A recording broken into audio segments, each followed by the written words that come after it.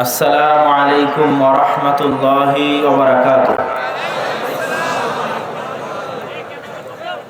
الحمد لله نحمده ونستعينه ونستغفره ونعوذ بالله من شرور أنفسنا ومن سيئات أعمالنا.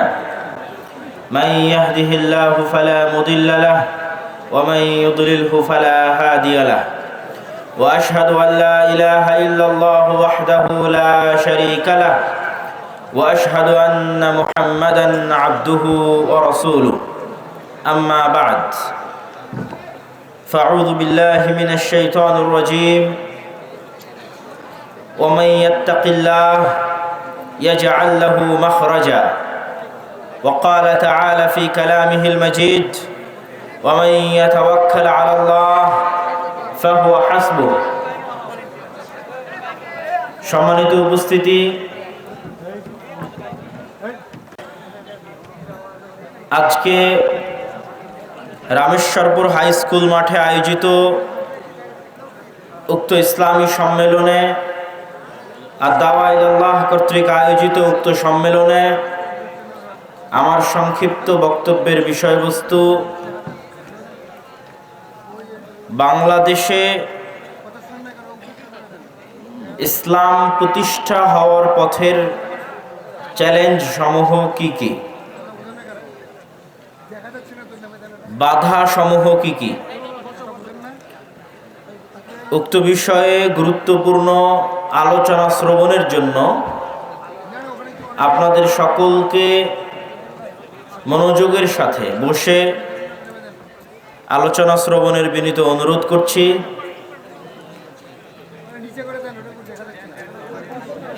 সম্মানিত উপস্থিতি, আমাদের দেশে ইসলাম প্রতিষ্ঠা হওয়ার ক্ষেত্রে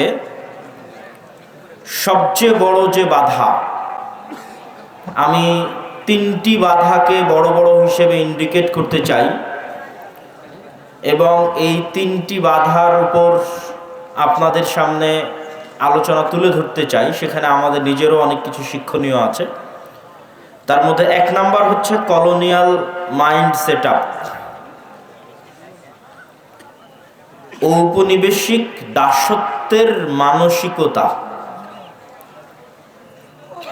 ঔপনিবেশিক দাসত্বের মানসিকতা থেকে বের না হওয়া অত্র অঞ্চলের মুসলমানদেরকে রাষ্ট্রীয়ভাবে ইসলাম প্রতিষ্ঠায় সবচেয়ে বেশি বাধা দিচ্ছে। তো ঔপনিবেশিক দাসত্বের মানসিক যে গোলামি, সেটি কি, আমি কি বুঝাচ্ছি এর দ্বারা? উপনিবেশ বা কলোনি হচ্ছে কোনো একটি রাষ্ট্রকে স্বাধীন রাষ্ট্র হিসেবে স্বীকৃতি না দিয়ে আরেকটি রাষ্ট্রের দাসত্বে রাখা। তো আমরা ছিলাম ইংল্যান্ড বা ব্রিটিশ কলোনি। পাক, ভারত, বাংলাদেশ তিনটে দেশই ছিল ব্রিটিশ কলোনি। আমরা দাবি করি যে আমরা 1947-এ ব্রিটিশদের থেকে স্বাধীনতা পেয়েছি, কিন্তু 190 বছর তারা আমাদের উপর যে শাসন পরিচালনা করেছে, আপনাদের কাছে এমনও অনেক মানুষ এখানে বসে আছে যাদের কাছে গত 15 বা 16 বছর মনে হচ্ছিল যেন কোনোদিন শেষই হবে না। তো 15-16 বছরে যদি আপনি এত অতিষ্ঠ হন, আপনি কল্পনা করেন 190 বছর কতদিন হতে পারে। অনেক লম্বা সময় 190 বছর। তাহলে 190 বছরে কয়টা প্রজন্ম এই পাক, ভারত, বাংলাদেশের অতিক্রম হয়ে গেছে ব্রিটিশদের গোলামিতে। ফলত আমাদের জেনেটিক্যালি, আমাদের রক্তের মধ্যে মেন্টালি, মানসিকভাবে কিছু গোলামির চিন্তা চেতনা প্রবেশ করে গেছে। শারীরিকভাবে তারা আমাদের এখান থেকে বিদায় নিলেও আমরা মানসিকভাবে ওই ট্রমা, একটা মানুষ যখন রাতের বেলা ভয়ঙ্কর কিছু দেখে অথবা তার চোখের সামনে ভয়ঙ্কর কোনো দুর্ঘটনা ঘটে যায়, তখন সেই ট্রমা থেকে বের হতেও তার কয়েক মাস সময় লাগে।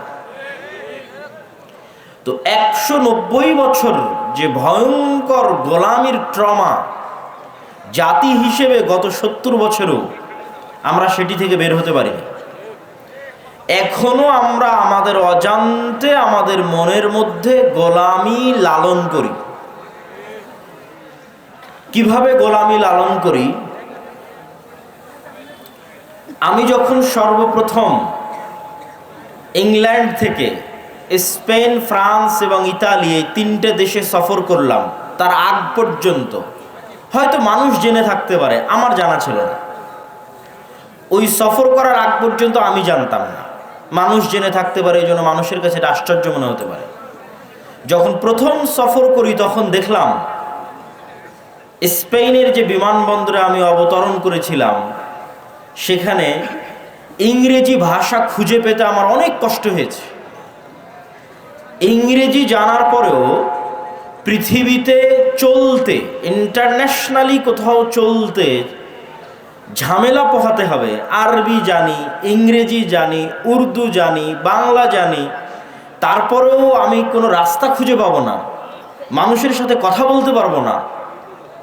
কেননা বিমানবন্দরে যারা দায়িত্বশীল আছে স্প্যানিশ ভালো, ইংরেজি জানে না। গোটা বিমানবন্দরে এক্সিট শব্দটা ইংরেজিতে খুঁজে পেতে কষ্ট হয়েছে, নাই। তো আমি হতবাক হয়ে গেলাম, হতভম্ব হয়ে গেলাম, ঘটনা কি? তারপরে বাইরে বের হওয়ার পর তো আর কোথাও নাই। আমাদের দেশে অন্তত রাস্তাঘাটে বের হলে হয় বাংলা না হয় ইংরেজিতে তো কত শত সাইনবোর্ড আছে, কিন্তু স্পেনে বের হয়ে কোথায় ইংরেজি সাইনবোর্ড খুঁজে পাওয়া যায় না। মানে কিছুই আর চেনা যাচ্ছে না, জানা যাচ্ছে না, বোঝা যাচ্ছে না, অচেনা অজানা সব কিছু। তো সেখান থেকে বের হয়ে ফ্রান্স, সেখান থেকে বের হয়ে ইতালি, সব জায়গায় একই অবস্থা। তখন মানুষের সাথে কথা বলে মানুষকে জিজ্ঞাসা করে যেটা জানা গেল যে ওই দেশে যে সমস্ত বাঙালিরা গেছে তাদেরকেও ওই দেশের ভাষা শিখে তাদের সাথে ব্যবসা করতে হচ্ছে। তথা যে ইতালিতে গেছে সে ইতালি ভাষা শিখেছে, যে ফ্রান্সে গেছে সে ফরাসি ভাষা শিখেছে, যে স্পেনে গেছে সে স্প্যানিশ ভাষা শিখেছে, অথচ এগুলো ইংল্যান্ডের আশেপাশের কান্ট্রি। তাহলে ইংল্যান্ড থেকে হাজার হাজার কিলোমিটার দূরে আমি এখানে বসে ইংরেজি শিখে ফেলেছি, আর ইংল্যান্ডের পার্শ্ববর্তী দেশ ফ্রান্স, ইতালি, স্পেনে ইংরেজিই নাই। কারণ কি? তখন আমি ধীরে ধীরে অনুধাবন করলাম, এটা আমার রিয়েলাইজেশন, যে আমার মদিনা ইসলামী বিশ্ববিদ্যালয়ে একজন আফ্রিকান বন্ধু ছিল। সেই মদিনা ইসলামী বিশ্ববিদ্যালয়ের আফ্রিকান বন্ধুর সেকেন্ড ল্যাঙ্গুয়েজ ছিল ফরাসি। তো তখন আমার কাছে এই জিনিসটা একটু খটকা লাগলেও এতটা তো অনুভূতি ছিল না যে কেন তার সেকেন্ড ল্যাঙ্গুয়েজ ফরাসি হবে, এই পর্যন্ত আমি পৌঁছতে পারিনি। আমার সেকেন্ড ল্যাঙ্গুয়েজ যদি ইংরেজি হয়তো তারাও হয়তো এরকম একটা ভাষা শিখে, সে ভাষার নাম ফরাসি। কিন্তু তখন আমি বুঝলাম ফ্রান্স, স্পেন এবং ইতালি যাওয়ার পর যে আমাদের পুরো মুসলিম বিশ্বে আমরা যতগুলো সমস্যা এখন বহন করছি, এখন প্রত্যেকটা সমস্যার পিছনে ইউরোপ এবং ইংল্যান্ডের দীর্ঘদিনের ঔপনিবেশিক শাসনামল দায়ী। ইসরায়েল কে তৈরি করেছে? ঔপনিবেশিক শাসন আমলেই তৈরি হয়েছে। ওই পুরো শামকে ভেঙে একটা টুকরোকে লেবানন, একটা টুকরোকে জর্ডান, একটা টুকরোকে ফিলিস্তিন, একটা টুকরোকে ইসরায়েল, একটা টুকরোকে সিরিয়া, অথচ পুরোটা একটাই দেশ। কিভাবে তৈরি হলো? আজকের আরব বিশ্বের টুকরো টুকরো দেশ, এরা কিভাবে তৈরি হলো? কাশ্মীরের সমস্যা কারা তৈরি করলো? আফ্রিকান মুসলমানদের যে সমস্যা, এই সমস্যার জন্য কারা দায়ী? প্রত্যেকটা জায়গায় দেখবেন ওই ঔপনিবেশিক শাসনামলের যে ঘটনা প্রবাহ, সেগুলো দায়ী। তখন আমি দেখলাম যে আসলে এখানে যারা বসবাস করেছে এই ইংল্যান্ডে, ফ্রান্সে এবং ইতালিতে, তারা মেন্টালি, মানসিকভাবে আমাদের চাইতে বেশি স্বাধীন। মানে ফ্রান্সের একটা মানুষের মানসিকতা একজন বাংলাদেশ, পাকিস্তান, ভারতে জন্মগ্রহণ করা একজন নাগরিকের চাইতে বেশি স্বাধীন। কেন বেশি স্বাধীন? ফ্রান্স এবং ইতালি, স্পেনের নাগরিক এটা মনে করেছে যে আমি কেন আমার ভাষা বাদ দিয়ে অন্যের ভাষা শিখব। সে কোন লেভেলের উন্নাসিকতা বা কোন লেভেলের অহংকার, আত্ম অহংকার তার মধ্যে আছে, স্বাধীন চেতা মনোভাব তার মধ্যে আছে, যে সে তার পার্শ্ববর্তী দেশের ভাষাটা পর্যন্ত শিখবে না। বলে তুমি যদি আমার সাথে যোগাযোগ করতে চাও, আমার ভাষা শিখে যোগাযোগ করো, না হলে তোমার সাথে আমার যোগাযোগের কোনো প্রয়োজন নেই। আর আমরা তাদের তুলনায় মানসিকভাবে গোলাম। তার মানে আমি এটা বলছি না যে আপনি ইংরেজি ভাষা শিখিয়েন না, এটা বলছি না। আমি জাস্ট উদাহরণ হিসেবে তুলে ধরছি যে আমরা যে কলোনিয়াল মাইন্ডসেটটা বহন করি এখন পর্যন্ত, তার আলামত কি? আপনি যখন একজন মানুষকে দেখেন প্যান্ট শার্ট পরে আছে, তখন তাকে আপনি স্মার্ট মনে করেন। আর যখন কেউ পাঞ্জাবি পায়জামা টুপি পরে আছে, তখন তাকে আনস্মার্ট মনে করেন। এই মাপকাঠিটা আপনাকে তৈরি করে দিল কে? আপনি নিজের অজান্তে তৈরি করে ফেলেছেন। 190 বছর যার গোলামি করেছেন তারা প্যান্ট শার্ট পরত, ফলত অটোমেটিক আপনার রক্তের মধ্যে মিশে গেছে যে প্যান্ট শার্ট পরলে, স্যার বললে সে অবশ্যই অন্যদের চাইতে একটু লেভেলে উঁচু। আর যদি প্যান্ট শার্ট না পরে, স্বাভাবিক পাঞ্জাবি পায়জামা বা লুঙ্গি থাকে, তাহলে সে অবশ্যই অন্যদের চাইতে নিচু। এটা আপনি নিজের অজান্তেই মাপকাঠি তৈরি করে ফেলেছেন। এরকম অসংখ্য মানদণ্ড এবং মাপকাঠির মধ্যে আমরা আমাদের জীবনযাপন করি, যেগুলোতে আমরা গোলামি বহন করি। যেমন দাড়ি রাখার বিষয়ে যদি আমি বলি, যে আমরা দাড়ি রাখতে সংকোচ বোধ করি, যে দাড়ি রাখলে মানুষ কি বলবে, আমরা হেজিটেশনে ভুগি। তো এই হেজিটেশনটা আমাদের মধ্যে এসেছে কোথায় থেকে? এই হেজিটেশনটা আমাদের মধ্যে এসেছে মানসিক গোলামি থেকে, কলোনিয়াল মাইন্ড সেটআপ। এটা আমি আরো ভালোভাবে ফিল করলাম, অন্তত দাড়ির বিষয়টা ভালোভাবে ফিল করলাম কিভাবে? লন্ডনে যে ইহুদি পাড়া আছে, ইহুদিরা যে অঞ্চলে বসবাস করে, আমি ইচ্ছাকৃতভাবে দেখার জন্য গেছিলাম। তো 90 জনের বেশি জনের মুখে দাঁড়িয়ে আছে। অথচ ওই লন্ডনে যতজন মুসলমান বসবাস করে, তার 90 জনের মুখে দাড়ি নাই। তাহলে ওই লন্ডনে বসবাস করা ইহুদিদের 90 জনের মুখে লম্বা দাড়ি, মুসলমানের নাই কেন? তার মানে মেন্টালি, মানসিকভাবে ইহুদি বেশি স্বাধীন। সে পরোয়া করে না যে আমি দাড়ি রাখলে দুনিয়ার মানুষ কি বলবে।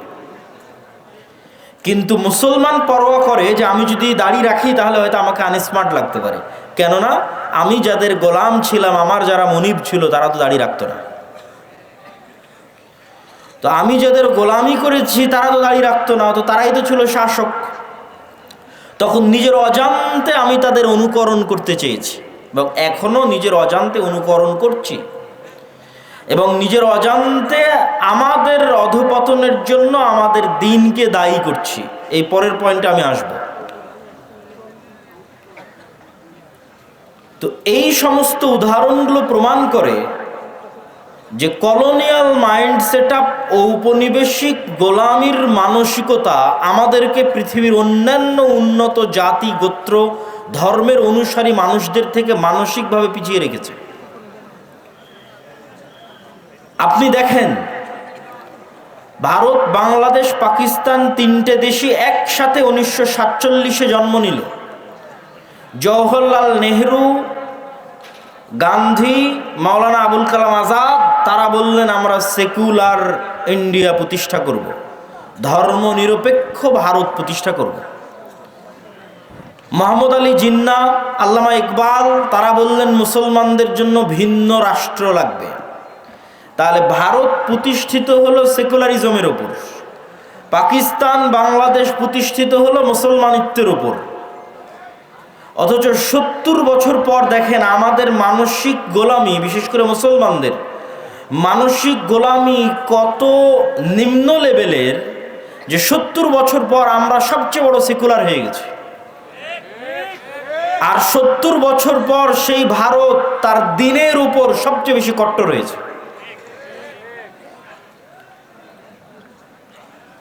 যারা ফেসবুক, ইউটিউব, টিকটকে ভারতকে নিয়ে ট্রল করে, আমি তাদের উদ্দেশ্যে বলতে চাই, প্রত্যেক বাংলাদেশি যারা ফেসবুক, ইউটিউব, টুইটারে ভারতকে নিয়ে ট্রল করে, তাদের প্রত্যেকের উদ্দেশ্যে বলতে চাই, ভারতের হিন্দুদের দম আছে, তাই হিন্দু ধর্মের উপর কট্টর হয়ে দেশ চালাচ্ছে। এই মুসলমানের সন্তানেরা, তোমাদের দম কোথায় যে তোমরা বাংলাদেশকে ইসলামের উপর দাঁড় করিয়ে কেন চালাতে পারো না?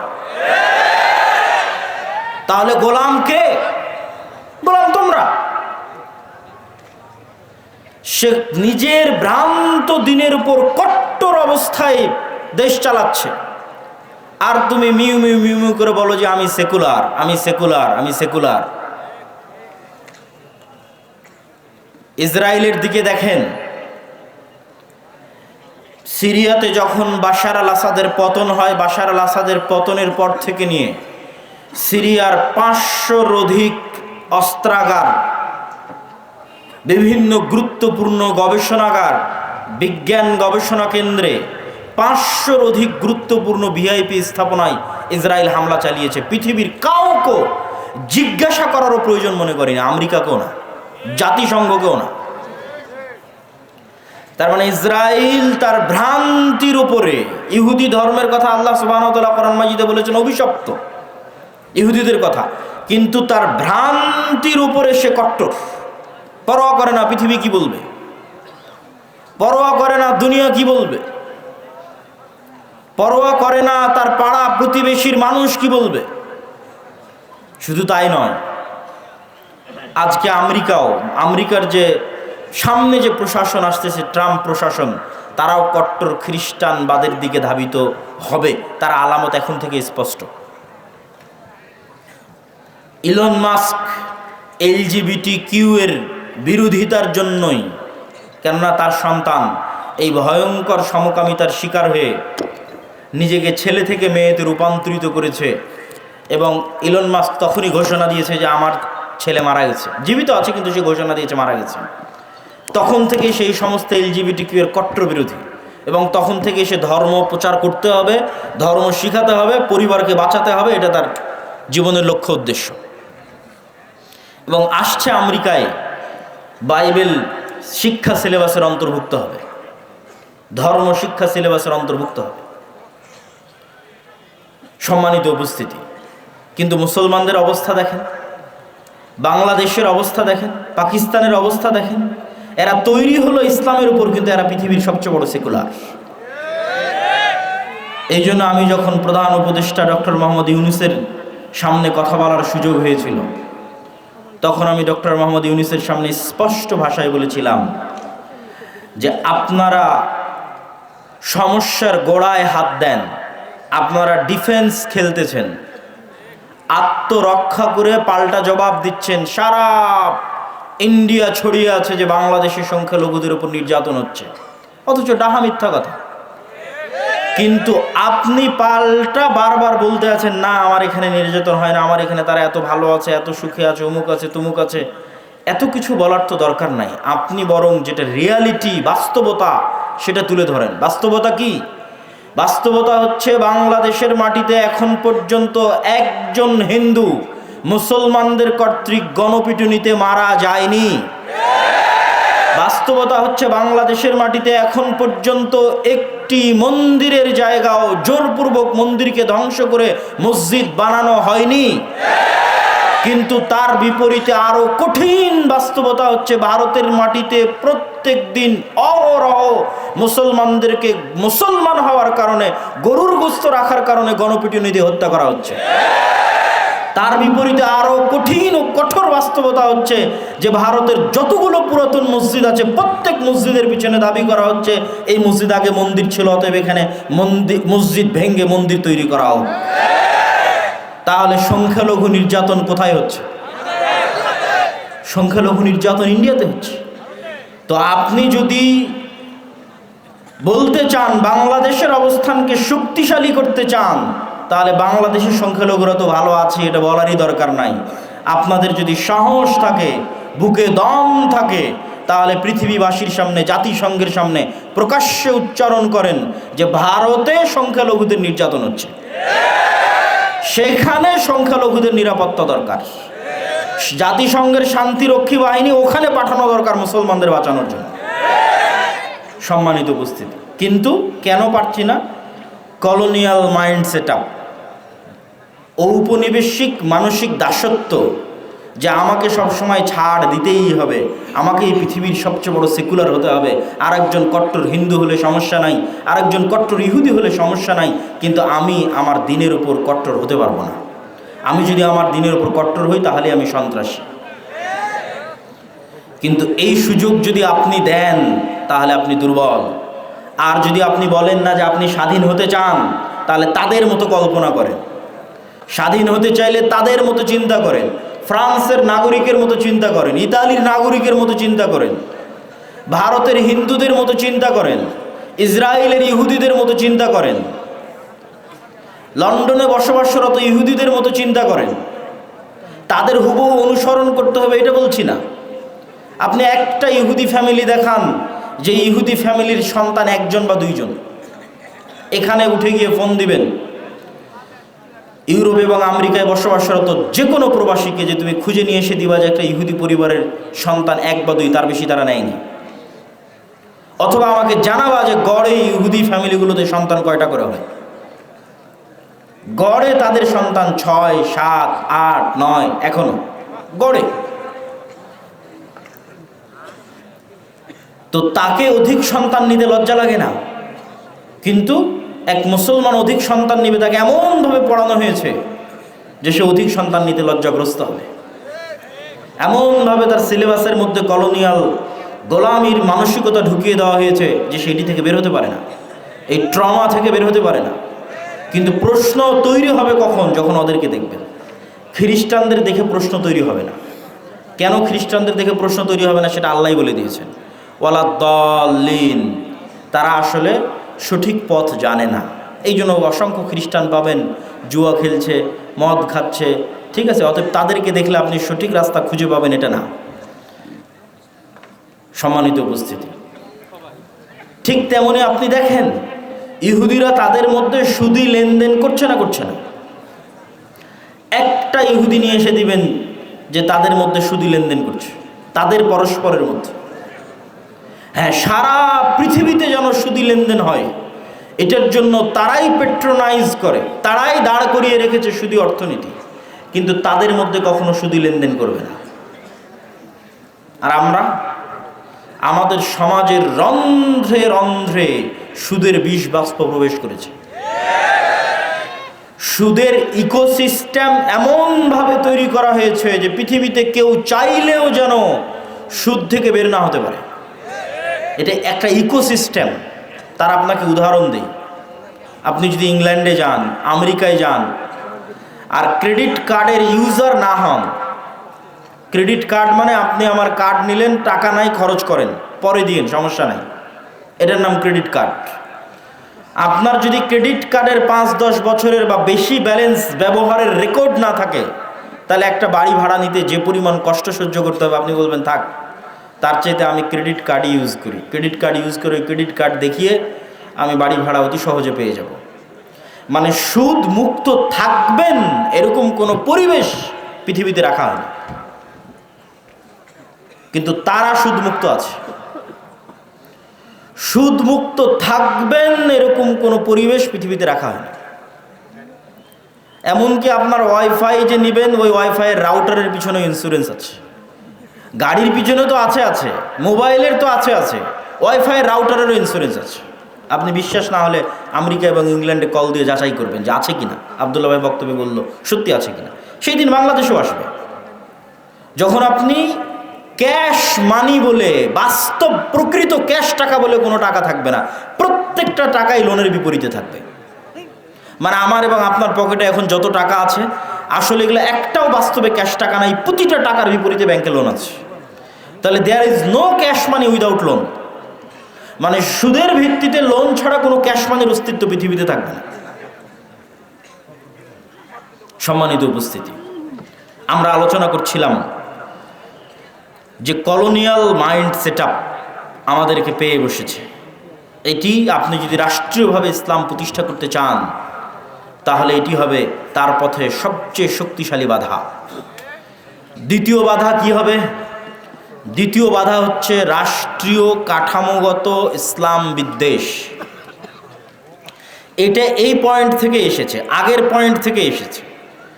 এই আগের পয়েন্ট থেকেই রাষ্ট্রের কাঠামোগত ইসলাম বিদ্বেষ আপনি চোখে দেখতে পাবেন না, বাস্তবে কোনো ইসলাম বিদ্বেষ নাই, কিন্তু কাঠামোর মধ্যে ইসলাম বিদ্বেষ আছে। যেমন আপনি কোথাও গিয়ে বলেন যে আমি দাড়ি রাখবো, পুলিশে জব করে বলেন দাড়ি রাখবো, আর্মিতে জব করে বলেন দাড়ি রাখবো, পারবেন না, কষ্ট হবে, চিহ্নিত হবেন, চাকরি থেকে বাদ পড়ে যাবেন। তথা এমনভাবে ইসলাম বিদ্বেষকে সেট আপ করা আছে কাঠামোর মধ্যে যে আপনি শক্তভাবে কঠোরভাবে দিনকে অনুসরণ করবেন সেটির সুযোগ নাই।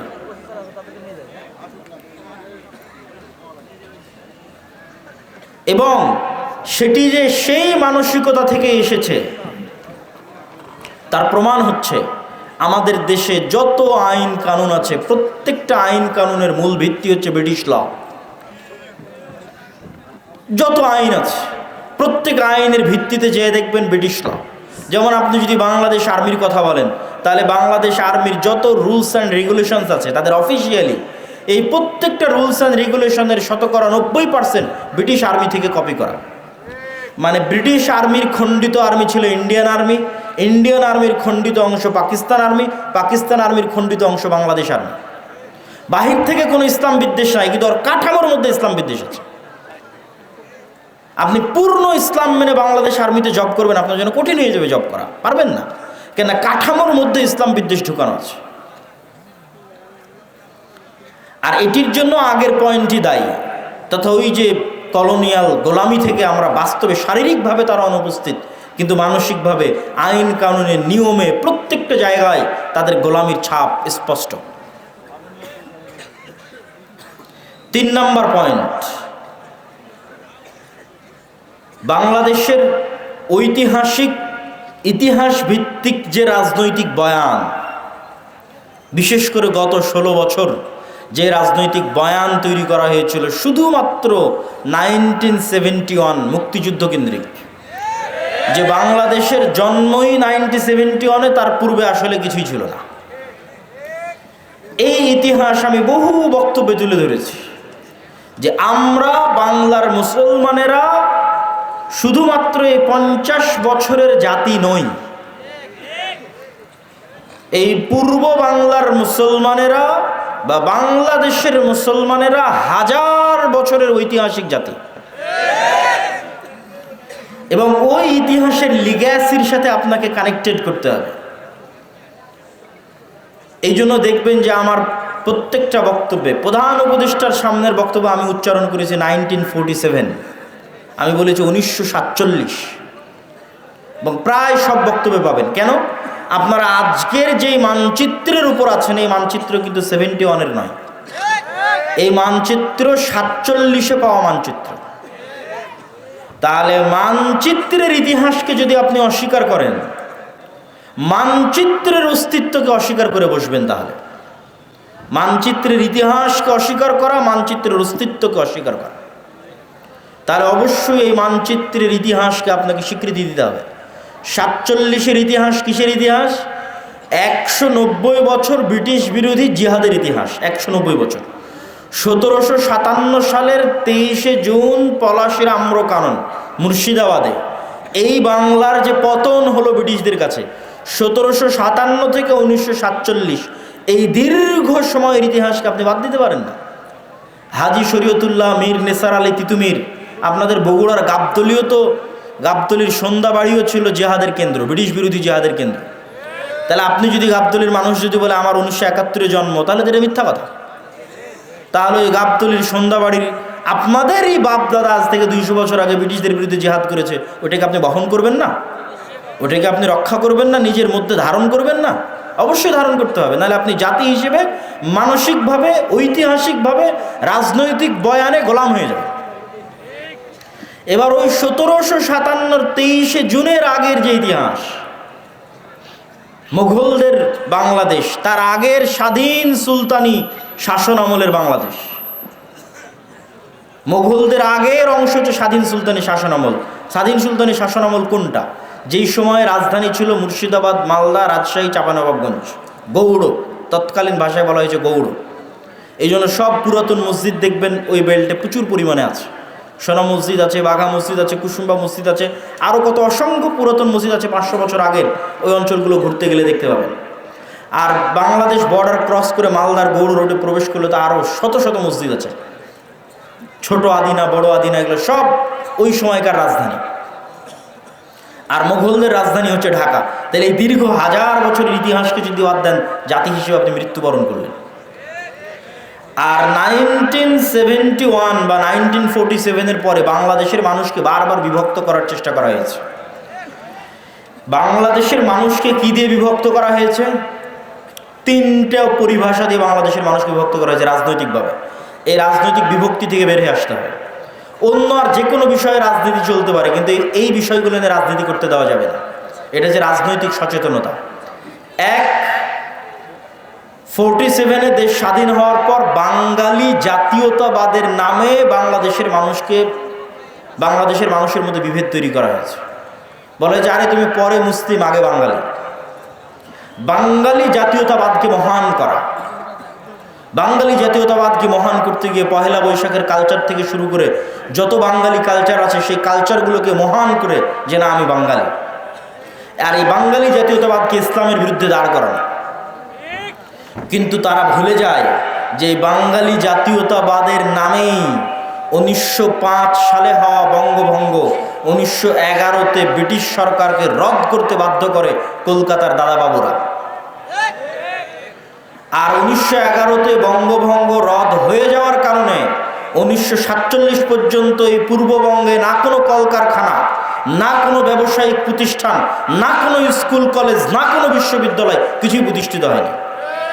মানে আপনাদের টাকায়, আপনাদের বাপদাদাদের টাকায় যা কিছু গড়ে উঠেছে সব কলকাতাতে গড়ে উঠেছে।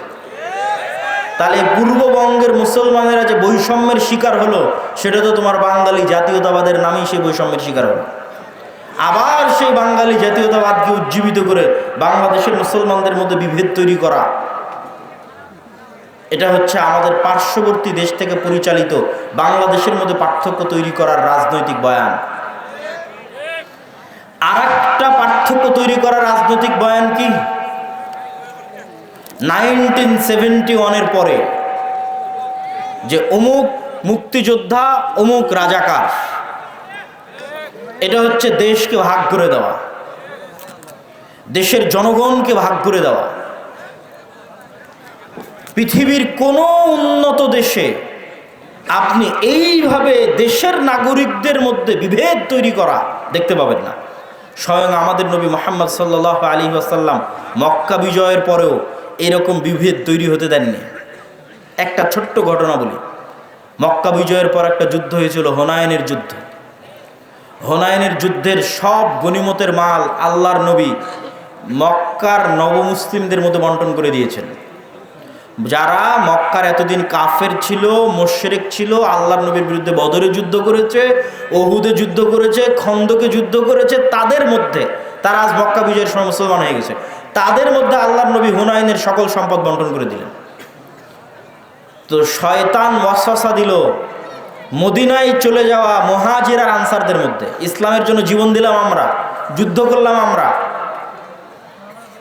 মানে আপনাদের পরিভাষায় যদি বলি যে আমরা হচ্ছে মুক্তিযোদ্ধা আর সব টাকা পয়সা নিয়ে চলে গেল রাজাকাররা, ওই সময়ের পরিভাষাটা যদি বুঝতে চান যে আমরা মুহাজির এবং আমরা আনসার, আমরা ইসলামের জন্য সকল কিছু করলাম, অথচ আজ হুনাইনের যুদ্ধের সকল গনিমতের মাল আল্লাহর নবী মক্কার এই কাল পরশু যারা মুসলমান হলো মক্কা বিজয়ের সময় তাদের মধ্যে দিয়ে দিলেন। এই কানাঘুষা কিন্তু আল্লাহর নবীর কান পর্যন্ত চলে গেল, কিন্তু রাসূল সাল্লাল্লাহু আলাইহি ওয়াসাল্লাম এই বিভেদ রাখতে দেননি। কেন? তিনি জানেন যে এই বিভেদ এই ভবিষ্যৎ ইসলামী রাষ্ট্রকে ক্ষতিগ্রস্ত করবে। তখন তিনি কি বললেন? তিনি বক্তব্যে দাঁড়িয়ে বললেন, এই মদিনার মুহাজিরেরা, মদিনার আনসারেরা, লম্বা ঘটনা, হে মদিনার মুহাজিরেরা, হে মদিনার আনসারেরা, আজকে হুনাইনের সকল গনিমতের মাল নিয়ে চলে যাবে মক্কার নবমুসলিমেরা, আর মুহাম্মদ সাল্লাল্লাহু আলাইহি ওয়াসাল্লাম নিজে তোমাদের সাথে মদিনায় ফিরে যাবে, অথচ আমার বাপদাদার বাড়ি মক্কায়। আল্লাহু আকবার। তোমরা কোনটা চাও? মুহাম্মদ সাল্লাল্লাহু আলাইহি ওয়াসাল্লাম তোমাদের সাথে সশরীরে মদিনায় ফিরে যাক? সাহাবীরা আবেগতাড়িত হয়ে গেলেন। তো আল্লাহর নবী এই বিভেদকে স্থায়ী করতে দেননি। এবং দেখেন মুহাম্মদ সাল্লাল্লাহু আলাইহি ওয়াসাল্লাম মক্কা বিজয়ের পরও মদিনায় থেকে গেছেন। এখন তো মক্কা বিজয় হয়েছে, ওনার শৈশবের স্মৃতি বিজড়িত শহর মক্কা, কৈশোরের স্মৃতি বিজড়িত শহর মক্কা, যৌবনের স্মৃতি বিজড়িত শহর মক্কা। এখন তো মক্কা বিজয় হয়ে গেছে, তার অধীনস্থ তিনি মদিনা ছেড়ে দিয়ে মক্কা আসতে পারেন। কিন্তু তিনি বললেন মুহাম্মদ সাল্লাল্লাহু আলাইহি ওয়াসাল্লাম নিজে ফিরে যাবে মদিনায়, আবার ধন সম্পদ দিয়ে দিলেন নবমুসলিমদের। তিনি ঐক্যটা রক্ষা করলেন। এই জন্য এই ধরনের বিভেদ, এই দুইটা বিভেদ, বাঙালি জাতীয়তাবাদের মাধ্যমে মুসলমানদের মধ্যে বিভেদ তৈরি করা বাংলাদেশের মুসলমানদের মধ্যে, এবং 1971-এর চেতনাকে বিক্রি করে বিভেদ তৈরি করা, যা গত 15-16 বছর ছিল, ভবিষ্যতে আর কাউকে কোনোদিন করতে দেওয়া যাবে না। এবার আরো সামনের দিকে চলে আসি। রাষ্ট্রে ইসলাম প্রতিষ্ঠা করতে বাধা কি? রাষ্ট্রে ইসলাম প্রতিষ্ঠা করতে চতুর্থ বাধা বিজাতীয় মতবাদ, গণতন্ত্র, সমাজতন্ত্র, ধর্মনিরপেক্ষ মতবাদ, যেটিকে সেকুলারিজম, কিছুক্ষণ আগে যে মতবাদের বিষয় বললাম, লিবারালিজম, জাতীয়তাবাদ, ন্যাশনালিজম, এই প্রত্যেকটা মতবাদ রাষ্ট্রে ইসলাম প্রতিষ্ঠায় বাধা। আমি যদি আরো সারমর্ম করে বলি যে পৃথিবীতে ইসলামী খেলাফা প্রতিষ্ঠা হবে, এই ইসলামী খেলাফার সবচেয়ে বড় শত্রু গণতন্ত্র নিজেই। এই জন্য আমার একটা বক্তব্য দেওয়া আছে যে গণতন্ত্রের কবর রচনার উপরই ইসলামী খেলাফতের উত্থান হবে। কিন্তু এই বক্তব্য আবার আমাদের কিছু ভাইদের সহ্য হবে না। কিন্তু তাদেরকে আমি উদাত্ত আহ্বান জানাবো, আপনারা আরো পড়েন, আরো পড়েন, আরো পড়েন। আরো পড়লে দেখবেন গণতন্ত্রের নামে মুসলমানদের সামনে মূলা ঝুলিয়ে রাখা আছে। গত 100 বছরেও কোনোদিন গণতন্ত্র দিয়ে ইসলাম প্রতিষ্ঠিত হয়নি, আগামী 1000 বছর চেষ্টা করলেও কোনোদিন গণতন্ত্র দিয়ে ইসলাম প্রতিষ্ঠিত হবে না।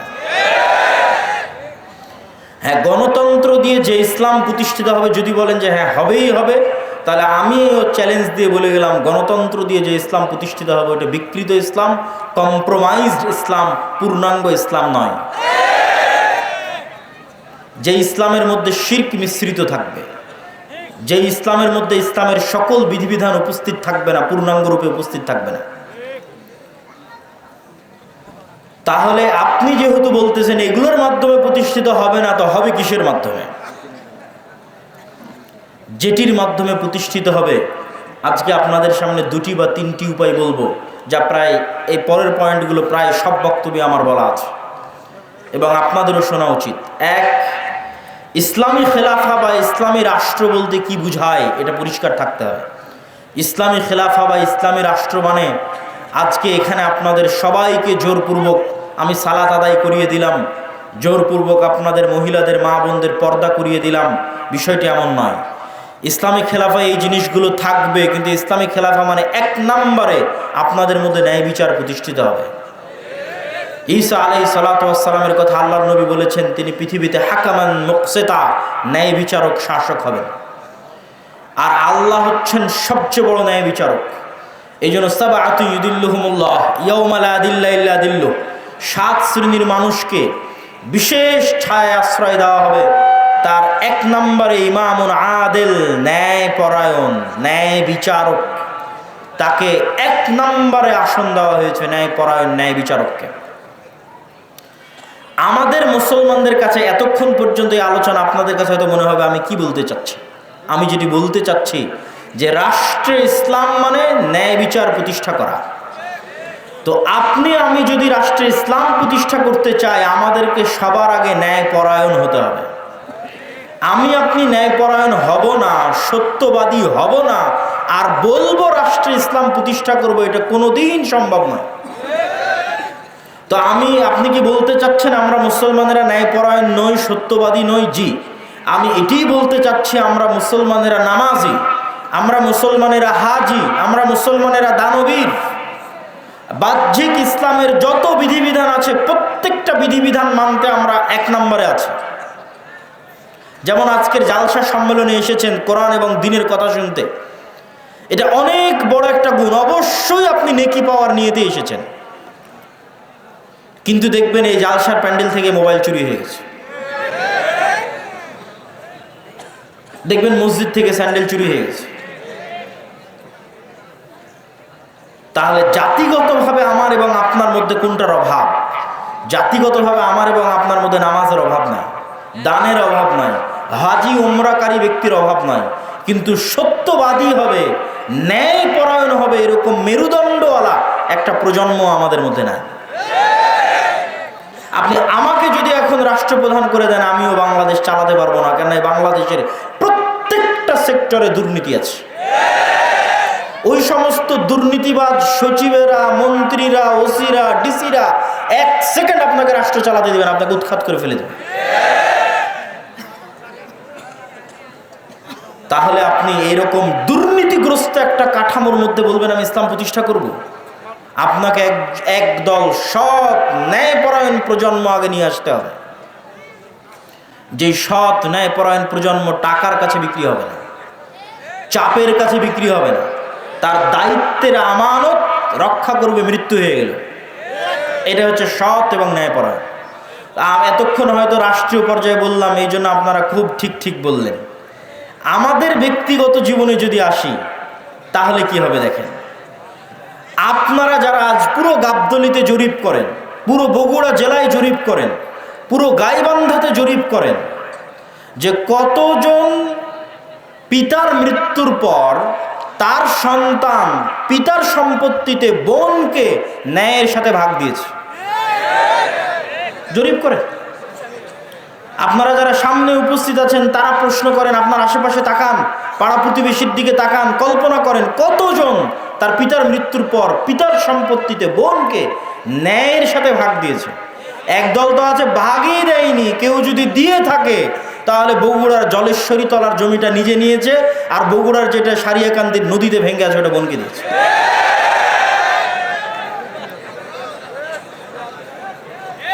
তাহলে আপনি ন্যায়পরায়ণ নন, সত্যবাদী নন, কিন্তু আপনি নামাজি, আপনি হাজি, আপনি উমরাকারী, আপনি দানবীর। তাহলে আপনাকে দিয়ে কখনোই আল্লাহ সুবহানাহু ওয়া তাআলা রাষ্ট্রে ইসলাম প্রতিষ্ঠা করবেন না। কেননা আপনি রাষ্ট্রে ইসলাম প্রতিষ্ঠার যোগ্য নন। রাষ্ট্রে ইসলাম প্রতিষ্ঠা করার এক নাম্বার শর্তই হচ্ছে আপনাকে ন্যায়পরায়ণ হতে হবে। ন্যায়পরায়ণ না হলে আপনি রাষ্ট্রের ইসলাম প্রতিষ্ঠার যোগ্য নন। কেন? আপনি রাষ্ট্র নেতা হওয়ার যোগ্য নন, দলের নেতা, দেশের নেতা, সমাজের নেতা, কোনো কিছুর নেতা হওয়ার যোগ্য নন। আপনি কিসের যোগ্য? গোলাম হওয়ার যোগ্য। গোলামেরা মিথ্যা বলে, গোলামেরা অন্যায়পরায়ণ হয়। আপনি আরো জরিপ করেন, আপনাদের এই বগুড়া, গাবতলী, গাইবান্ধা অঞ্চলের কতজন মেয়ের বিবাহ যৌতুকের ভিত্তিতে হচ্ছে, আর কতজন মেয়ের বিবাহ যৌতুক ছাড়া হচ্ছে, জরিপ করেন। তাহলে যতগুলো মেয়ের বিবাহ যৌতুকের ভিত্তিতে হচ্ছে, আপনি কি বলেন এটা ন্যায় হচ্ছে না অন্যায় হচ্ছে? অন্যায় হচ্ছে। কিন্তু ওই যৌতুকের বিবাহে যতজন উপস্থিত হচ্ছে, হাজি, নামাজি, ওমরাকারী, দানবীর, হুজুর, কাজী, সবই তো আল্লাহওয়ালা। তাহলে এই সমস্ত আল্লাহওয়ালা হাজি, নামাজি, কাজী যে যৌতুকের ভিত্তিতে বিবাহ দিচ্ছে, উপস্থিত হচ্ছে, দাওয়াতে যাচ্ছে, তাদেরকে দিয়ে আল্লাহ সুবহানাহু ওয়া তাআলা কখনোই রাষ্ট্রে ইসলাম প্রতিষ্ঠা করাবেন না। কেননা সে অন্যায়পরায়ণ। সে যদি আজ যৌতুকের সাথে আপোষ করে, কাল রাষ্ট্র ক্ষমতায় গেলে ও সবচেয়ে বড় দুর্নীতিবাজ হবে। মানে আমাদের মধ্যে যতজন উপস্থিত আছে, যারা বোনকে পিতার সম্পত্তিতে ভাগ দেয়নি, যারা মেয়েকে বিবাহ করেছে যৌতুক এবং ডিমান্ডের ভিত্তিতে, এবং এই ধরনের মানুষের সাথে সম্পৃক্ত, অন্যায়ের সাথে জড়িত আছে, এরা যদি রাষ্ট্র ক্ষমতায় যায় তো গত 16 বছর যা টাকা পাচার হয়েছে এরা তার চেয়ে বেশি করবে। গত 16 বছর যা দুর্নীতি হয়েছে প্রত্যেকটা মুসলমান তার চেয়ে বেশি দুর্নীতি করবে। শুধু সে যায়নি তাই গালি দিচ্ছে যে ও দুর্নীতিবাজ ছিল, এত টাকা পাচার করে নিল, ও গেলে ওও করতো।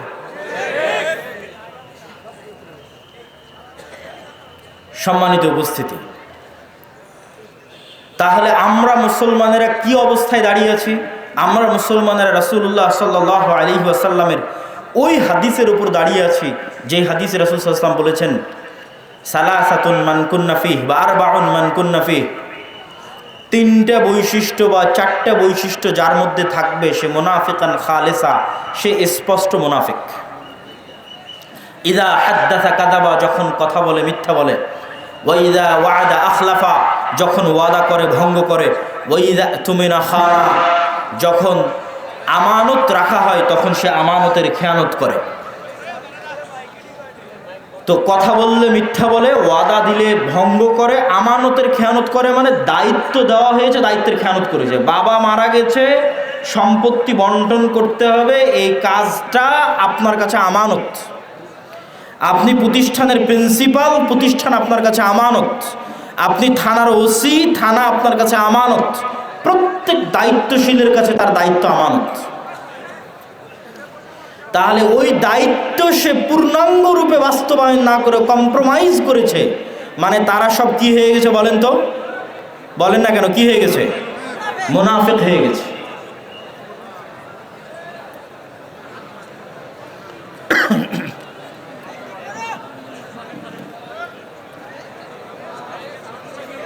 না, মাইকের সমস্যা নেই, একটু থাম।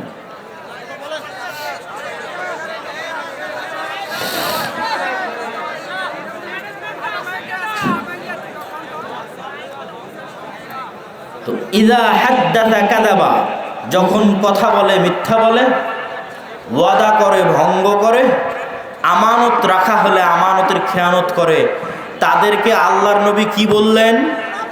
একটু জোরে বলতে হবে, কি বললেন? মুনাফিক। তার মানে পিতার সম্পত্তিতে বোনকে ভাগ দেয়নি যে সে কি? একটু কথা বলতে হবে, সে কি? মুনাফিক। যৌতুকের ভিত্তিতে বিবাহ করেছে যে সে কি? মুনাফিক। তাহলে এই সমস্ত মুনাফিকদের দিয়ে আপনি তাহলে প্রশ্নের পরের প্রশ্ন আসবে, এই সমস্ত মুনাফিকেরা নামাজ পড়ছে কেন? এই সমস্ত মুনাফিকেরা দান করে কেন? এই সমস্ত মুনাফিকেরা তাহাজ্জুদের সালাত আদায় করে কেন? কেননা গত 16 বছরে এমনও ছিল প্রশ্ন ফাঁসের টাকা আল্লাহ রাস্তায় দান করেছে। তাহলে আল্লাহর নবীর কথা অনুযায়ী সে মুনাফিক, কেননা প্রশ্ন ফাঁস তার আমানত, প্রশ্ন রক্ষা করা আমানত ছিল, খেয়ানত করেছে। আল্লাহর নবী বলছেন ও মুনাফিক, খাঁটি মুনাফিক। তো খাঁটি মুনাফিক কেন দান করছে? গত 16 বছর এমনও ছিল যে সবচেয়ে বড় দুর্নীতিবাজ সেও নাকি তাহাজ্জুদের সালাত আদায় করে, সবচেয়ে বড় খুনি সেও নাকি তাহাজ্জুদের সালাত আদায় করে। তাহলে সে যদি খুনি হয়, দুর্নীতিবাজ হয়, মিথ্যুক হয়, তাহলে সে তো মুনাফিক। শত OC, DC, SP, AC land, sub registrar সারা দিন ঘুষের লেনদেন করতেছে, 24 ঘন্টা ঘুষের লেনদেন করতেছে, তারা তার দায়িত্বে খেয়ানত করতেছে। তো দায়িত্বে খেয়ানত করার কারণে আল্লাহর নবীর ভাষা অনুযায়ী সে কি? মুনাফিক। কিন্তু এরা সবাই তো হজ করে এসেছে, উমরা করে এসেছে, নামাজ পড়েছে, মসজিদ মাদ্রাসার সভাপতি, প্রধান অতিথি, বিশেষ অতিথি, কি না সব কিছুতে আছে। তাহলে কেন দ্বীনি কার্যক্রম? মূলত তারা তাদের মুনাফিকি ঢাকতে আল্লাহর রাস্তায় দান করে, মুনাফিকি ঢাকতে হজ উমরা করে, মুনাফিকি ঢাকতে মসজিদে গিয়ে নামাজ পড়ে, কিন্তু আসলে মুনাফিক। কিন্তু মুনাফিকিটা যেন মানুষের সামনে ধরা না পড়ে, ওই মুনাফিকের উপর পর্দা দেওয়ার জন্য মুখে দাড়ি আছে, মাথায় টুপি আছে, নামাজের কড়া আছে, কিন্তু বাস্তবে মুনাফিক।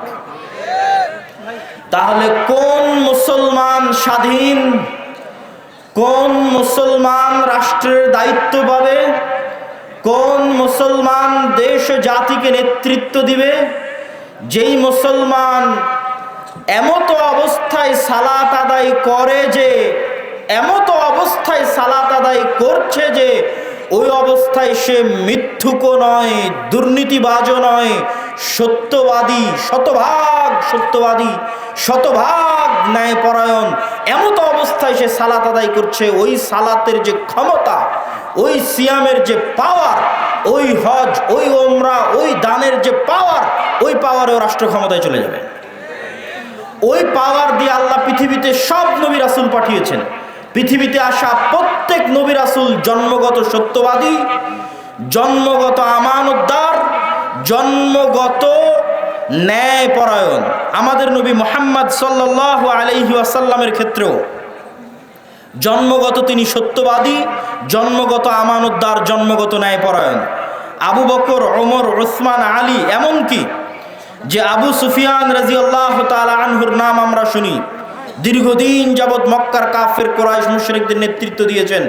তিনিও বাদশাহ হিরাক্লিয়াসের দরবারে দাঁড়িয়ে মিথ্যা বলেননি। তখন কাফের ছিলেন, মিথ্যা বলেননি। কেননা মিথ্যা তাদের অস্তিত্বের মধ্যে ছিল না। আর আমাদের অস্তিত্বের মধ্যে মুসলমানদের অস্তিত্ব চেক করবেন, ইউরোপ আমেরিকায় যত মুসলমান গেছে তাদের অনেকেই, অধিকাংশই, সবাই নয়, যে দেখেন কোথাও না কোথাও মিথ্যা বলেছে। মিথ্যা বলে সরকারের কাছে অতিরিক্ত ফায়দা নিচ্ছে। মুসলমান কাফেরের কাছে অতিরিক্ত উপকার নিচ্ছে। মুসলমান ইহুদি খ্রিস্টানের কাছে অতিরিক্ত অর্থনৈতিক লাভ নিচ্ছে মিথ্যা বলে।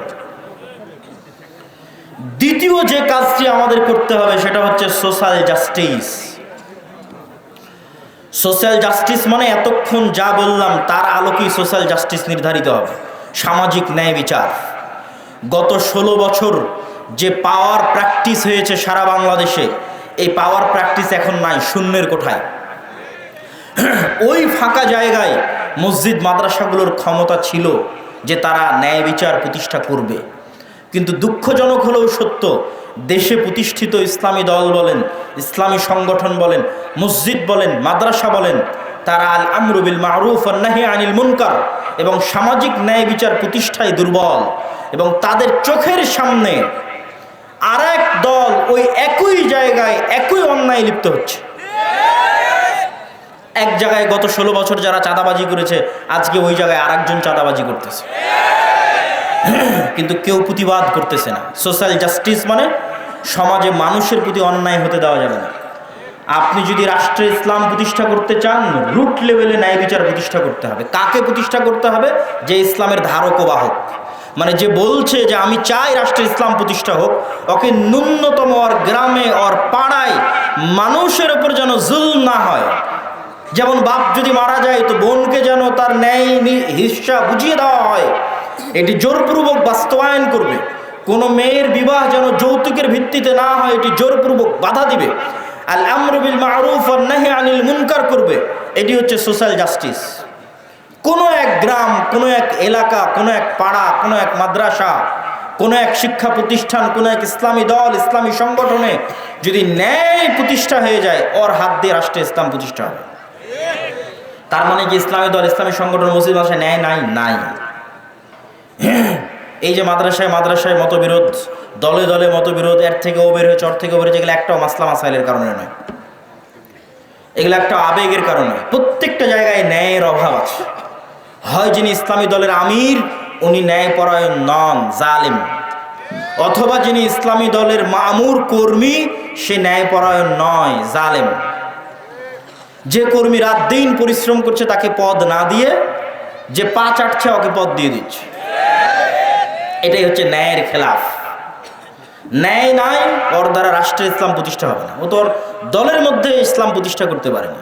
দলের মধ্যে ইসলাম, আর মাদ্রাসায় ইসলাম প্রতিষ্ঠা করবে। মাদ্রাসা ইসলাম মানে 5 ওয়াক্ত সালাত হচ্ছে এটা না, 5 ওয়াক্ত সালাত তো হবেই, কিন্তু আপনি যদি মনে করেন আমি রাষ্ট্রে ইসলাম প্রতিষ্ঠা করব, তাহলে আপনি যে জায়গায় আছেন ওখানে শতভাগ ন্যায় প্রতিষ্ঠা করতে হবে।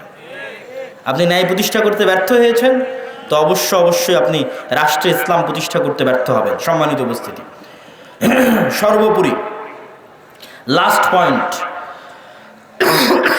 পয়েন্ট হচ্ছে আমাদের মুসলমানদের সবচেয়ে বড় সমস্যা হচ্ছে আমরা শর্ট টার্ম চিন্তা করি। আমাকে এখনই ভোট করে, এখনই নির্বাচনে জিতে রাষ্ট্রে ইসলাম প্রতিষ্ঠা করতে হবে। যে এরকম শর্ট টার্ম চিন্তা করতেছে আমাকে এখনই নির্বাচন করে, এখনই ভোটে জিতে, এখনই রাষ্ট্রে ইসলাম প্রতিষ্ঠা করতে হবে, ও তার কয়দিন পরে আর থাকবে না। মানে তার কয়দিন পর আবারও কেউ আসবে যে রাষ্ট্র ক্ষমতায় চলে যাবে। সে যেমন আজ এখনই চলে যাওয়ার চেষ্টা করতেছে, স্থায়ী থাকতে পারবে না। তাহলে করতে হবে কি? আপনাকে 50 বছর, 100 বছরের প্ল্যান করতে হবে যে আমি 50 বছর পর, 100 বছর পর, আজ এখন নয়, 50-100 বছর পর পূর্ণাঙ্গ ইসলাম, পূর্ণাঙ্গ ক্ষমতার সাথে বাংলাদেশের রাষ্ট্র ক্ষমতায় যাবে। তার জন্য কি করা লাগবে সেই পরিকল্পনা রেডি করো। এইটা ইহুদিরা করে, তারা করেছে। আজকে তারা যে জায়গায় আছে এটা 200 বছর আগের পরিকল্পনা। আর যখনই আপনি এই পরিকল্পনা করবেন তখনই দেখবেন যে আপনাকে শক্তিশালী প্রতিষ্ঠান তৈরি করতে হচ্ছে। আমাদের শক্তিশালী প্রতিষ্ঠান নাই। এই লক্ষ লক্ষ কোটি কোটি পঙ্গপালের মতো ভোটার থেকে কোনো উপকার নেই। 5ই আগস্টের এই ছাত্র জনতার আন্দোলনে বেশিরভাগ মুসলমান ধর্মপ্রাণ মানুষ জীবন দিয়েছে। আর রাষ্ট্র ক্ষমতায় কারা গেছে? বেশিরভাগ এনজিও রাষ্ট্র ক্ষমতায় গেছে। কেন? ওই এনজিওগুলো বাংলাদেশের শক্তিশালী প্রতিষ্ঠান আছে, শক্তিশালী মিডিয়া আছে। বাংলাদেশে আমাদের মুসলমানদের পঙ্গপালের মতো এরকম আমার এরকম হাজার হাজার দর্শক শ্রোতা ভক্ত আছে, কিন্তু আমার শক্তিশালী মিডিয়া নাই বাংলাদেশে। আমার বাংলাদেশে শক্তিশালী কোনো অর্থনৈতিক প্রতিষ্ঠান নাই, এরকম কোনো ইসলামী দলের নাই, কোনো ইসলামী সংগঠনের নাই। সম্মানিত উপস্থিতি, তাহলে আমাদেরকে শক্তিশালী প্রতিষ্ঠান প্রতিষ্ঠা করতে হবে এবং দীর্ঘমেয়াদী পরিকল্পনা করতে হবে। ওই শক্তিশালী প্রতিষ্ঠান না থাকার কারণেই দেখবেন একজন অপরাধী যখন কোনো কিছু করছে তার সামনে কত বড় গুণ লাগিয়ে হেডিং করা হচ্ছে, আর একজন আলেম সে যখন কিছু করছে বলছে তথাকথিত মৌলবী। অথবা বড় অপরাধীকে যখন আদালতে পেশ করা হচ্ছে হাতে হ্যান্ডকাফ নাই, কিন্তু আলেমকে যখন আদালতে পেশ করা হচ্ছে মোটা রশি দিয়ে হাত বেঁধে আদালতে পেশ করা হচ্ছে। এটাই হচ্ছে রাষ্ট্রীয় কাঠামোগত বিদ্বেষ, যা আপনার অজান্তে হয়ে আছে। আপনি এটার সাথে ফাইট দিয়ে পারবেন না, ঠিক বলেও পারবেন না। ওটার সাথে ফাইট দিতে হবে শক্তিশালী প্রতিষ্ঠান তৈরি করার মাধ্যমে। এই শক্তিশালী প্রতিষ্ঠান তৈরি করার জন্য মুসলমানদের সন্তানদের চিন্তা করতে হবে, পরিকল্পনা করতে হবে। সর্বোপরি আমাদের সবচেয়ে বড় সমস্যা আমাদের তরুণ প্রজন্ম। আমাদের তরুণ প্রজন্ম নেশায় ব্যস্ত, মাদকতায় ব্যস্ত, জুয়ায় ব্যস্ত। আর আপনি অন্যদের তরুণ প্রজন্মকে দেখেন তারা কি করছে? তারা প্রোডাক্টিভ, তারা জ্ঞান অর্জন করছে, জ্ঞান বিতরণ করছে, জ্ঞান শিখছে। যেই দিন ফুটবল বিশ্বকাপ হচ্ছে সেই দিন আপনি ক্যামব্রিজ এবং অক্সফোর্ডের বিশ্ববিদ্যালয়ে কিছু বুঝতে পারবেন না, আর ঢাকা বিশ্ববিদ্যালয়ে দেখবেন হাজার হাজার ছাত্র একত্রিত হয়ে ফুটবল খেলা দেখছে। এটাই হচ্ছে আমাদের এবং তাদের মধ্যে পার্থক্য। কেন তারা পৃথিবী শাসন করছে আর আমরা কেন পৃথিবীর গোলাম হয়ে আছি? আমাদের এই প্রোডাক্টিভিটি না থাকা আমাদের সবচেয়ে বড় ব্যর্থতা। সম্মানিত উপস্থিতি, আমি আমার বক্তব্যের শেষের দিকে আপনাদের উদ্দেশ্যে আমার পুরো বক্তব্যের যদি সারমর্ম করি, তাহলে বাংলাদেশে রাষ্ট্রীয়ভাবে ইসলাম প্রতিষ্ঠা করতে সবচেয়ে বড় বাধাগুলোর 1 নম্বর বাধা কলোনিয়াল মাইন্ড সেট আপ, ঔপনিবেশিক গোলামীর মানসিকতা। 2 নম্বর বাধা ভুল রাজনৈতিক বয়ান। 3 নম্বর বাধা রাষ্ট্রীয় কাঠামোগত বিদ্বেষ। 4 নম্বর বাধা ব্যক্তিগত জীবনে মুসলমানেরা ন্যায়পরায়ণ নয়, মুসলমানেরা মিথ্যুক, দুর্নীতিবাজ। তাদের দিয়ে আল্লাহ কখনোই রাষ্ট্রে ইসলাম প্রতিষ্ঠা করাবেন না। আগে একদল প্রজন্ম লাগবে যে সত্যবাদী হবে, ন্যায়পরায়ণ হবে। 5 নম্বর, আমাদের শক্তিশালী প্রতিষ্ঠান নাই। হাজার হাজার লক্ষ লক্ষ মানুষ আছে, কিন্তু লক্ষ লক্ষ মানুষের শক্তিশালী প্রতিষ্ঠান নাই। শক্তিশালী প্রতিষ্ঠান লাগবে। 6 নম্বর, সমাজে সোশ্যাল জাস্টিস, ন্যায় বিচার, নিজ নিজ জায়গা থেকে ন্যায় বিচার প্রতিষ্ঠা করতে হবে, নিজ পরিবারে, নিজ সমাজে, নিজ গ্রামে। তাহলে আল্লাহ একদিন দয়াবান হয়ে আমাকে এবং আপনাকে সেই জায়গায় পৌঁছে দিবেন যেই জায়গায় যাওয়ার আমরা যোগ্য। আমাদের বাপদাদারা যেই জায়গায় ছিল, আমাদের পিতৃপুরুষরা যেই জায়গায় ছিল। ইসলামী খেলাফা কাল্পনিক কোনো থিওরি নয়। পৃথিবীতে সবচেয়ে বেশি শান্তি স্থাপনকারী, সবচেয়ে সাকসেসফুল, সবচেয়ে শক্তিশালী অর্থনৈতিক, রাজনৈতিক, রাষ্ট্রীয় কল্যাণমূলক সিস্টেম হচ্ছে ইসলামী খেলাফা। অতএব এটা বাস্তব পরীক্ষিত, সুতরাং সেটিকে নিয়ে আসতে চাইলে। আর 7 নম্বর, যেই সমস্ত তন্ত্রে মন্ত্রের মাধ্যমে আমরা চাচ্ছি যে আমরা যাব, এই তন্ত্র মন্ত্রগুলো, এই মতবাদগুলো জন্মই দেওয়া হয়েছে যেন ইসলাম কখনো রাষ্ট্র ক্ষমতায় যেতে না পারে। অতএব আপনাকে আগে এই সমস্ত তন্ত্র মন্ত্রকে অস্বীকার করতে হবে, এই সমস্ত তন্ত্র মন্ত্রের কাফের হয়ে যেতে হবে। এগুলো সব ইসলাম বিরোধী। তারপরে এইভাবে যেভাবে নবীরা শুরু করেছে সেভাবে শুরু করতে হবে। নবীরা কিভাবে শুরু করেছে? মুসা আলাইহিস সালাতু ওয়াস সালামকে আল্লাহ চাইলে বলতে পারতেন তোমাকে মুজিজার লাঠি দিলাম, গিয়ে ফেরাউনকে হত্যা করো। এই লাঠি দিয়ে, লাঠির জাদু দিয়ে ফেরাউন মারা যাবে, মুসা আলাইহিস সালাম রাষ্ট্র ক্ষমতা দখল করে নিবে। তা না করে আল্লাহ মুসা আলাইহিস সালামকে বললেন দাওয়াত দাও, তাও ভদ্র নম্র ভাষায় দাওয়াত দাও। এই দাওয়াত দিতে গিয়ে কি না বিপদে তিনি পড়লেন। কতদিন যাবত এই দাওয়াত দিতে গিয়ে জুলম সহ্য করলেন, অত্যাচার সহ্য করলেন। যে আল্লাহ ইব্রাহিম আলাইহিস সালাতু ওয়াস সালামকে আগুনে পোড়ানো থেকে বাঁচাতে পারেন, সে আল্লাহ চাইলে নমরুদকে তখনই আগুনে পুড়িয়ে দিতে পারেন না? দেননি। সেই নমরুদ কর্তৃক ইব্রাহিম আলাইহিস সালাম মাজলুম হলেন, জুলম সহ্য করলেন, দাওয়াত দিলেন, কিন্তু দাওয়াত দিয়েছেন তারা নিঃস্বার্থভাবে রাষ্ট্রের কেন্দ্রবিন্দুতে, আর আমরা আলেম ওলামারা আজীবন দাওয়াত দিয়েছি স্বার্থে। গত 16 বছর অধিকাংশ আলেম ওলামা, অধিকাংশ হুজুর মাওলানা সবাই, কেউ যদি এমপির সাথে দেখা করে থাকে, মন্ত্রীর সাথে দেখা করে থাকে, তাহলে সবাই নিজ নিজ স্বার্থের জন্য দেখা দিয়েছে। কেউই নিঃস্বার্থভাবে ইসলামের দাওয়াত দেওয়ার জন্য দেখা করেন। কিন্তু নবীরা নিঃস্বার্থভাবে দ্বীনের জন্য কাজ করতেন। আল্লাহ সুবহানাহু ওয়া তাআলা আমাদেরকে উপস্থিত মজলিসে উপস্থিত সকলকে সত্যবাদী, ন্যায়পরায়ণ, নিজ নিজ সন্তানকে সত্যবাদী, মাথা উঁচু করে দাঁড়ানোর জন্য শিখায়। কেন আল্লাহর নবী লোন নীতি নিষেধ করেছেন? সুদভিত্তিক না, স্বাভাবিক কর্জ নিতে কেন নিষেধ করেছেন? আজ স্বাভাবিক কর্জ নিলে কাল মিথ্যা বলবেন, কাল যখন টাকা চাইতে আসে মিথ্যা বলবেন, আপনার ছেলেকে মিথ্যা শিখাবেন, বউকে মিথ্যা শিখাবেন। মিথ্যার উপর তৈরি হওয়া একটা সন্তান নেতা হবে না, গোলাম হবে। নেতা তৈরি করতে চাইলে মিথ্যা স্টপ, কোনো মিথ্যা চলবে না। সত্য বলো, সত্যের নাম সাহসিকতা। ন্যায় পরায়ণ থাকো, যার যা হক তাকে তার হক বুঝিয়ে দাও। এটি ইসলাম, এটি প্রকৃত ইসলাম। সম্মানিত উপস্থিতি, বক্তব্যের শেষে বলতে চাই, আগামী বছর আমি আদ-দাওয়া ইলাল্লাহর দায়িত্বশীলদের প্রতি উদাত্ত আহ্বান জানাবো। এই যে বিশাল জনসমুদ্র, এরকম প্রোগ্রাম আগামী বছর আসলে এই ধরনের ইউনিয়নে না করে গাবতলী কলেজ মাঠে করা উচিত। কি বলেন আপনারা? আমি উদাত্ত আহ্বান জানাবো দায়িত্বশীলদের যে এই প্রোগ্রামটা আপনারা আগামী বছর গাবতলী কলেজ মাঠে করার চেষ্টা করবেন ইনশাআল্লাহ। আল্লাহ সুবহানাহু ওয়া তাআলা তৌফিক দান করুক। আদ-দাওয়া ইলাল্লাহ দেশব্যাপী মসজিদ ভিত্তিক মক্তব শিক্ষা নিয়ে কাজ করে। আচ্ছা, আপনাদের মধ্যে স্বেচ্ছাসেবক ভাইয়েরা যাবে, এখনই যাবে, আমি এখনই যাওয়ার জন্য বলবো যে আপনারা তাদেরকে অবশ্যই সাধ্য অনুযায়ী আপনাদের সহযোগিতাটা পৌঁছে দেওয়ার চেষ্টা করবেন। আমি